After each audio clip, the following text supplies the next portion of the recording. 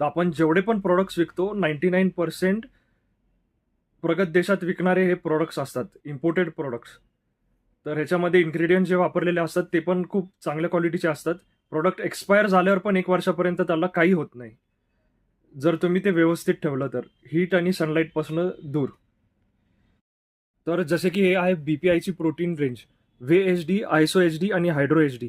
हा VHD म्हणजे pure वे concentrate आहे हा. याच्यामध्ये काय कुठला दुसरा ब्लेंड नाही आहे आयसोलेट किंवा हायड्रोलाइजचा. परत हा आयसो-HD पण 100% आयसोलेट आहे आणि हायड्रो-HD पण 100% हायड्रोलाइज्ड प्रोटीन आहे.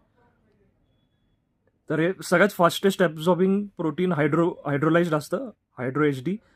मग त्याच्यापेक्षा थोडं कमी ॲब्सॉर्प्शन रेट जसा मीडियम असतो तो असतो आयसोलेट आणि VHD तर हे कॉन्सन्ट्रेट असतं. ह्याचा सगळ्यात कमी ॲब्सॉर्प्शन रेट असतो. प्रोटीन कंटेंट बघितलं तर पर स्कूप जवळपास तिन्ही डब्यांमध्ये तुम्हाला जवळपास सारखाच मिळेल प्रोटीन कंटेंट, पण ती ॲब्सॉर्प्शन आणि ती प्रोटीनची क्वालिटी मॅटर करते. आणि हे मेड इन US व्हर्जन आहे, इंडियनवालं नाही आहे हे. तर ह्याच्यात चांगल्या क्वालिटीचे इन्ग्रेडियंट वापरल्याने काय होतं, की आपल्या शरीराची लॉन्जिव्हिटी पण वाढते.